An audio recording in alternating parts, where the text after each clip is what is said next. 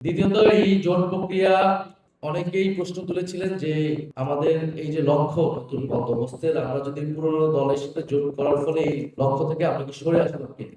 একটা ফ্যাসিবাদী যে সিস্টেম আমাদের গত 16 বছরে তৈরি হয়েছে, আরো বৃহৎভাবে বললে গত 50 বছরে স্বাধীনতার পর থেকেই যে ব্যবস্থা তৈরি হয়েছে, এবং যেটার কারণে আমরা প্রকৃত গণতন্ত্রে কখনো পৌঁছাতে পারি নাই। এবং শেখ হাসিনার সময় বা বিগত রেজিমে আমরা এটার একটা চূড়ান্ত পর্যায়ে সেটা গিয়েছিল, যেটা বাংলাদেশের মানুষের উপরে ব্যাপক দমন পীড়ন নির্যাতন, আমাদের অর্থনৈতিক ব্যবস্থা ভেঙে পড়েছিল, রাজনৈতিক ব্যবস্থা ভেঙে পড়েছিল, এবং আমাদের জাতীয় মর্যাদা ক্ষুণ্ণ হয়েছে। এবং জুলাইয়ের পরিস্থিতিতে সারা দেশের মানুষ রাজপথে নেমে এসে সেই ফ্যাসিবাদী, আমরা বলেছিলাম সেই ব্যবস্থার বিরুদ্ধে আমরা দাঁড়িয়েছিলাম, এবং এই ব্যবস্থাকে বিলোপ করে একটা নতুন বন্দোবস্ত করতে হবে, যে বন্দোবস্তটা বাংলাদেশের স্বৈরতন্ত্রের পুনরাবৃত্তি রোধ করবে, একটা গণতন্ত্র নিশ্চিত করবে, অর্থনৈতিক বৈষম্য দূর করবে, একটা অন্তর্ভুক্তিমূলক সমাজ আমাদের জন্য নিশ্চিত করবে, আমাদের ধর্মীয় মূল্যবোধ সাংস্কৃতিক বৈচিত্র্য সেগুলোকে রক্ষা করে আমরা জাতীয় মর্যাদা নিয়ে বিশ্বের পক্ষে দাঁড়াতে পারবো। এটা ছিল আমাদের প্রাথমিক আকাঙ্ক্ষা। সেই জায়গা থেকে অন্তর্বর্তী সরকার এবং গত 1.5 বছরের অনেক ঘাত প্রতিঘাত পেরিয়ে আমরা আজকের পরিস্থিতিতে আছি, এবং আমরা সামনে ইলেকশনে অংশগ্রহণ করবো। তো প্রথমে যে একটা বিষয় আছে যে নতুন বন্দোবস্তের আকাঙ্ক্ষা কি আছে কি নাই, বিশেষত আমরা জোট করার ফলে এই প্রশ্নটা অনেকবার এসেছে, আর অনেক পক্ষে বিপক্ষে সমালোচনা হয়েছে, আলোচনা হয়েছে।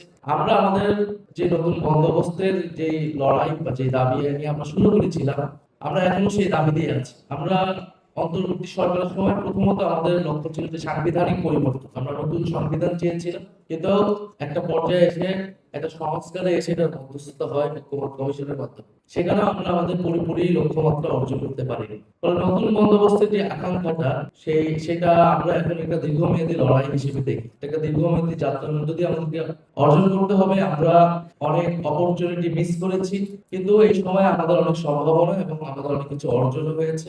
ফলে সংস্কারের অনেকগুলো প্রতিশ্রুতি আমরা পেয়েছি, যেটা নির্বাচনে গণভোটের মাধ্যমে বাস্তবায়িত হবে, এবং আমরা নতুন বন্দোবস্তের সেই লড়াইয়ের দিকে যাব। দ্বিতীয়ত, এই জোট প্রক্রিয়া অনেকেই প্রশ্ন তুলেছিলেন যে আমাদের এই যে লক্ষ্য নতুন বন্দোবস্তের, আমরা যদি পুরনো দলের সাথে জোট করার ফলে এই লক্ষ্য থেকে আমরা কি সরে আসবো কিনা।